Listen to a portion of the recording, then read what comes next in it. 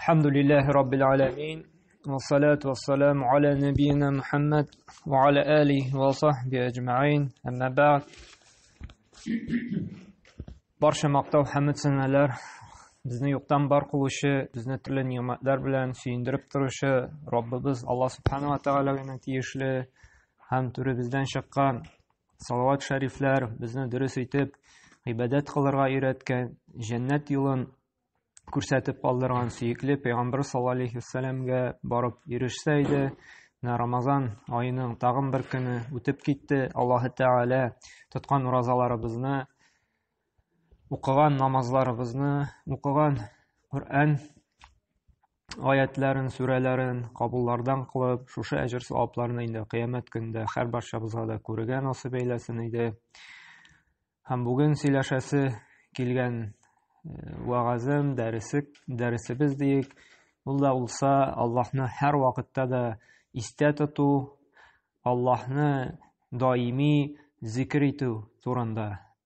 Бу Рамазан аена гына хас түгел, һәр вакытта да, әмма ләкин Рамазан аенда ураза тотканда бу гыйбадәтнең өстенлеге тагын да арта. Аллаһны зикр итү ул иң хәерле, иң фазилатлы, иң яхшы амәлләрнең берсе булып тора. Аллаһны күбрәк зикр иткән саен безнең уразабыз да камилләрәк, саваплырак була. Һәм Аллаһны һәр даим зикр итү ул күрсәтә кешенең Раббысы белән бәйләнешен. Әгәр дә кеше һәр вакытта да идән чыгар алдыннан да, кайтып өйгә кергәндә дә, машинага утырганда да, ашар алдында да, ашап бетергәч тә, тәһарәт алыр алдыннан да, тәһарәт алып бетергәч тә, мәчеткә керер алдыннан да, мәчеттән чыкканда һәр даим Аллаһны зикр итү була икән, һәр вакытта да Аллаһны истә тоту була икән. Бу күрсәтә инде кешенең калбе сәламәт икән һәм шушы йөрәге Аллаһ белән бәйләнештә булуын инде. Һәм әле бу билгеле бер эштә генә түгел, һәм менә кеше белән сөйләшкәндә дә ярар, эшләрбез Аллаһ Тәгалә теләсә, иншаллаһ Раббыбыз насыйп әйләсә булыр дип, әлхәмдүлилләһ, менә Аллаһ Тәгалә насыйп әйләде, Аллаһ Тәгалә бирде, аңа гына мактаулар дип һәр вакытта да шулай Аллаһны зикр итәбез икән, бу шулай бик яхшы галәмәт булып тора. Әмма ләкин кеше белән сөйләшкәндә Аллаһны зикр итү ул үзеңнең теге тақвалыгыңны күрсәтеп, үзеңнең өстенлегеңне күрсәтү булырга тиеш түгел. Бу зикр итү рия өчен, кеше алдында мактаныр өчен түгел, ихлас күңелдән чынлап торып, Аллаһны яратып, улыклап зикр итү булырга тиеш. Теге менә мин өстенрәк, мин тақвалырак дип мактаныр өчен түгел. Һәм зикр иткәндә дә без коры сүз генә булмыйча, аны калбыбыздан чыгарып, мәгънәләрен аңлап, чынлап торып, менә хис тойгылар белән Аллаһны улыклау, мактау булырга тиеш. Менә шул вакытта гына камил зикр була. Чөнки зикр ул тел белән генә әйтеп кенә шикләнмәй, калб белән менә әлхәмдүлилләһ дип мактыйбыз икән, чынлап торып Аллаһка мактау дип калб аша чыгарга кирәк. Ни өчен Аллаһны мактыйбыз? Ни өчен Аллаһка мактау? Чөнки ул гына безне ризыкландыра, ул гына безне тукландыра, суын бирә, һавасын бирә дип шуны аңлап, инанып, калбтән чыгарга кирәк. Һәм зикрның фазилатлары турында инде шушы сөйләгән сүзләрне тагын да ныгытыр өчен, дәлилләр өчен Пәйгамбер саллаллаһу алейһи вассаламның хадисларын сөйләп китәсем килә. Беренче хадис безнең Тирмизи ибн Маҗах җыентыгында килә. Пәйгамбер саллаллаһу алейһи әйтә: "Әлә унаббиукум би хайри аъмаликум" ди. Сезгә ди хәбәр итимме ди? Иң хәерле гамәл турында ди. Иң фазилатлы, иң үстен, иң дәрәҗәле гамәл, гыйбадат турында ди. Һәм ул әйтә: "Ва арфаиха фи дараҗатикум" ди. Һәм Аллаһ каршында иң дәрәҗәле ди, иң үстен гыйбадатларның, гамәлләрнең берсе турында ди. "Ва хайрун лакум мин инфақи ذهب والورق" ди. Һәм бу гыйбадат ди, алтынны сарыф итүгә дә һәм шулай ук акчаны сарыф итүгәдән дә өстенрәк ди, дәрәҗәлерәк ди. Һәм нәрсәдә сахабалар әйтте, һичшиксез инде, ничек инде шундый фазилатлы гамәлне хәбәр итмисең ди, ничек инде безнең беләсе килмәсен дип әйтәләр. Ягъни беләсе килә, чөнки нәрсә икән хәбәр итмәде, Аллаһ каршында иң өстен дәрәҗәле ди.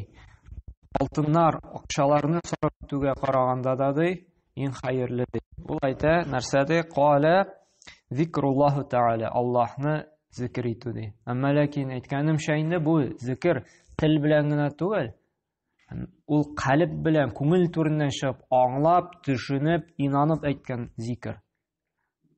Чөнки кайбер кешеләр бар, хәзерге көндә бит аферистлар да күбәйде, шулай бит, әйтәләр, алдалыйлар, әмма ләкин һәр икесен Аллаһны зикр итү. Әгәр дә кеше алдалый икән, аферист икән, бөгештерә анда, төрле хәйләләр кыра икән, бу ихлас зикр түгел. Чөнки һәр вакытта телендә Аллаһны зикр итү булса, кешене алдаларга, кешене мәкерле хәйләләр белән инде бөгештерергә, ул Аллаһтан куркыр. Ничек итеп шушындай Аллаһны зикр итеп, Аллаһны олуглап, дәрәҗәләп кешене алдалый алсын. Чөнки Аллаһ Тәгаләне ул бит белә, инана, Аллаһ та күреп тора, һәрбер нәрсә җәзасын бирә. Шуңа күрә, әгәр дә кеше шуңа күп зикр итеп тә әйткән сүзендә тормый икән, алдалый икән, хәйләле икән, бу инде чын ихлас зикр түгел. Ихлас Аллаһны зикр итеп йөргән тел, ул белә, һәр вакыт Аллаһ күрә дип, шуңа күрә кеше хакын бозырга, Аллаһ хакын бозырга ул курка. Һәм бу хадистә күрсәтә инде зикрнең фазилатлыгын, өстенлеген, хәтта садака бирүгә караганда да. Biz bilamiz, bik ko'p oyat hadislar kela, bik ko'p sadaqaning fazilati turunda. Shulay bit. Hali aning turunda da biz ayrim bir dars yasarbız. Chunki sadaqa beru ul Allohning ashuvin basa, ul jahannamga kiruga bir kirta bo'lib tura. Sadaqa beru kishilarning, faqirlarning, muhtojlarning, miskinlarning inde ko'ngillarida bir шатлану уята, хәлен җиңеләйтә, проблемаларын чишәсен. Шуңа да бик күп аят, хадислар бар шушы садақаның инде фазилаты турында. Әмма дә ләкин, менә Ибн Раҗаб рахимахулла шундый галим әйтә, менә бик күп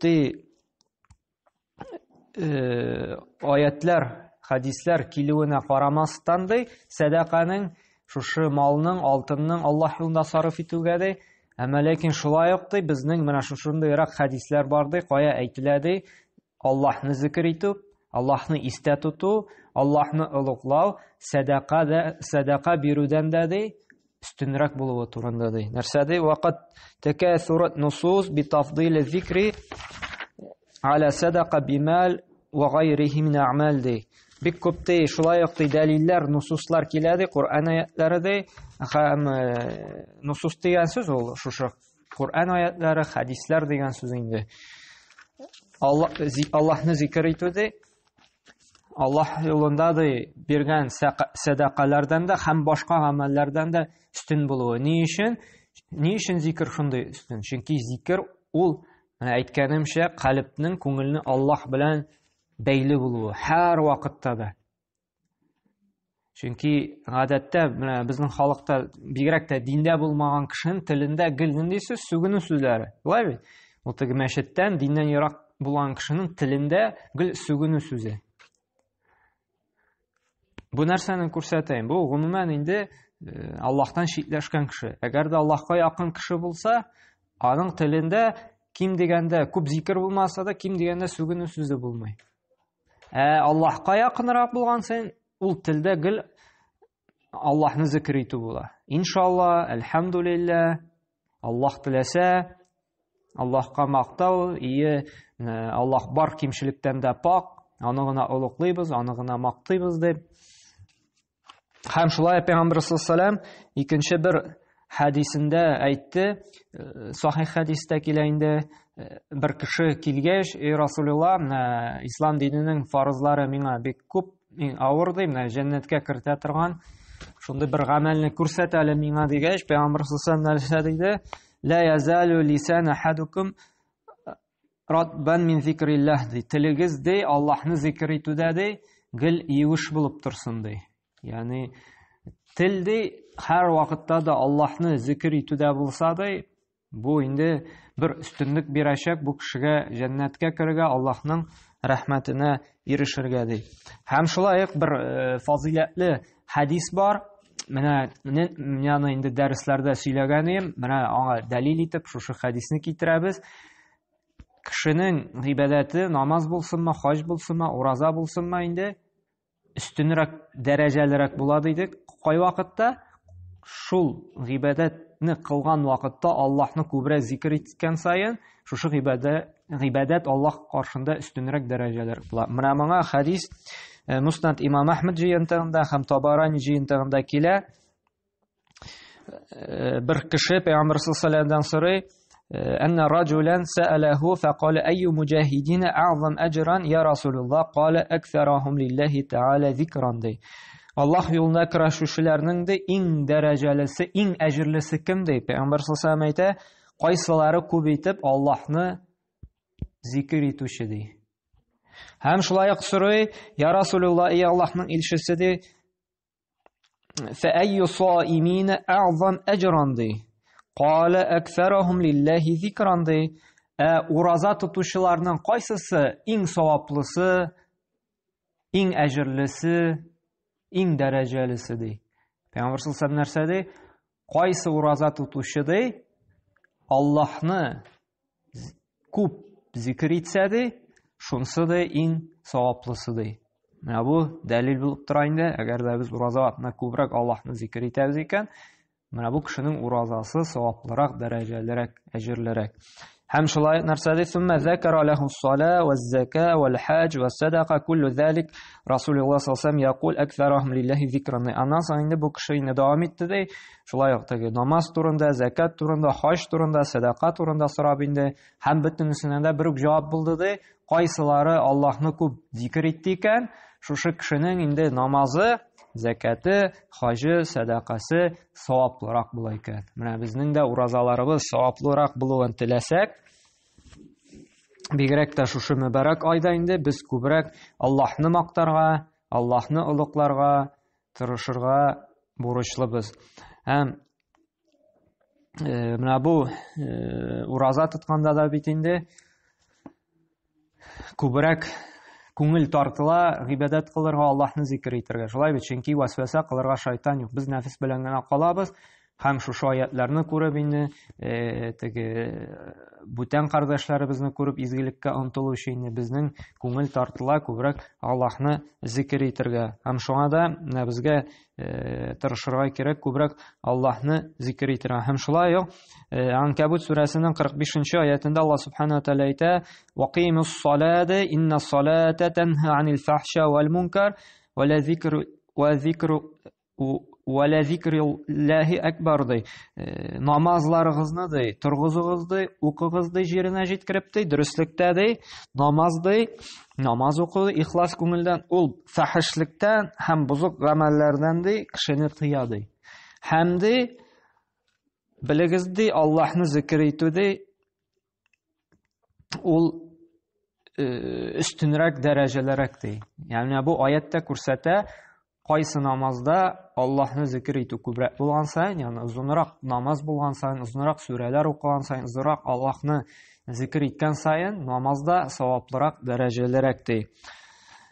Һәм шуңа да менә бу гыйбадәтләрнең кая Аллаһны зикр итү күп, бу Аллаһ Тәгалә бу кешегә савабын да күбрәк бирә, һәм инде бу кешене дә инде Аллаһ Тәгалә күбрәк яратачак.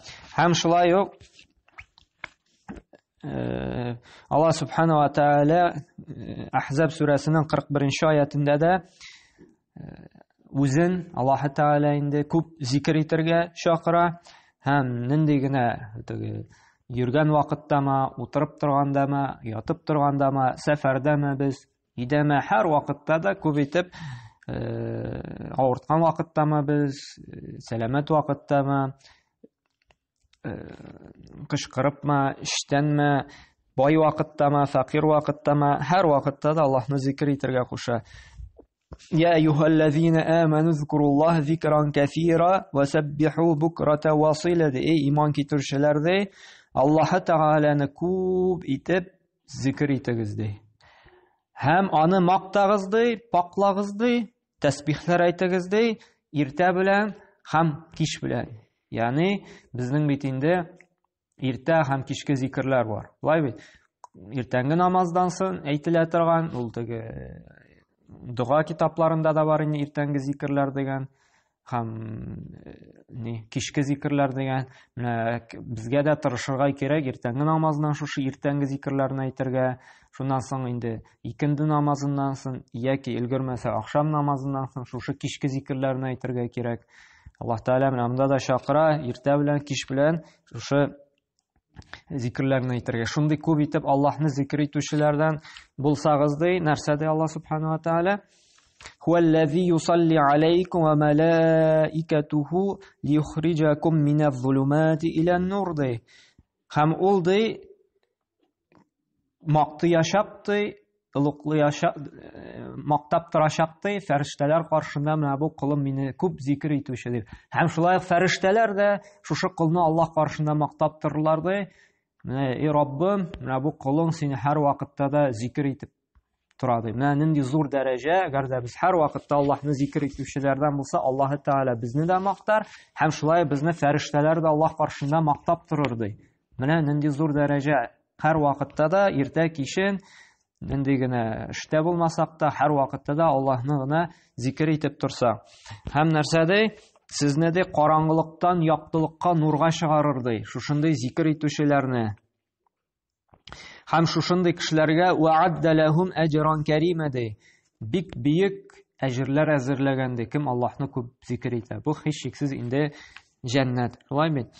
Һәм шулай Бакара сүрәсенең 152 аятында әйтә: "Фазкуруни азкуркум вашкурули ва ла такфурун" ди. Мине дә зикр итегез ди, истә тотыгыз ди. Мин дә сезне истә тотармын ди. Миңа дә шөкр итегез, миңа дә шөкерсез, ягъни рәхмәтсез булмагыз ди. Әгәр дә без һәр вакыт Аллаһны зикр итүчеләрдән, истә тотучылардан, күңелебезне Аллаһ белән бәйләүчеләрдән булса, Аллаһ та безне истә тотачак. Ничек итеп? Дугаларыбызга җавап бирәчәк. Теләгән теләкләребезгә ирешергә ярдәм бирәчәк.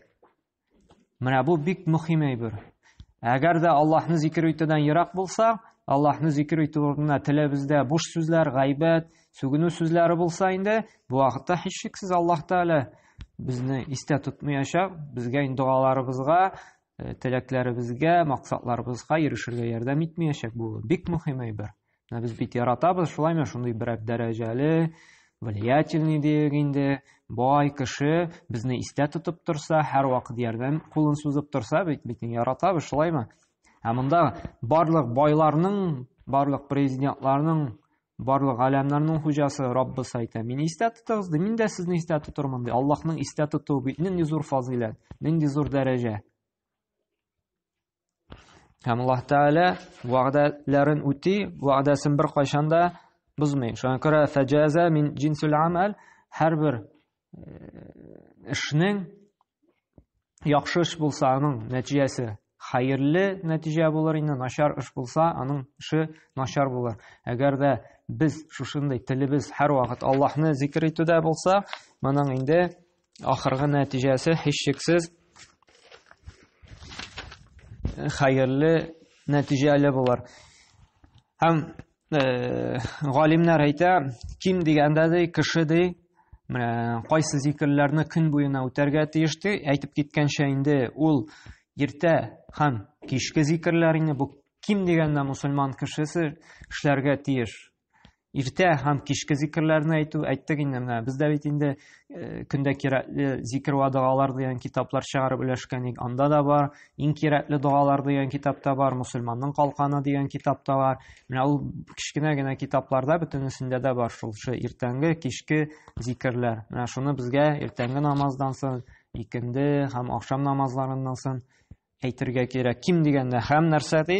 Галимнәр әйтә, وَدْبَارُ صَلَوَاتِ خَمْسِ 5 вакыт намаздан соң әйтелә торган зикрләр. Безнең бит инде бар. Намаз укыганнан соң да Аллаһны зикр әйтәбез, шулай бит. 33 тапкыр Субханаллах, Алхамдулиллах, Аллаһу акбар, Аятул Курси укыйбыз, берәр Кул һуаллаһу фалак нас укырга тырышабыз. Менә ким дигәндә шушы зикрләрне әйтергә ди.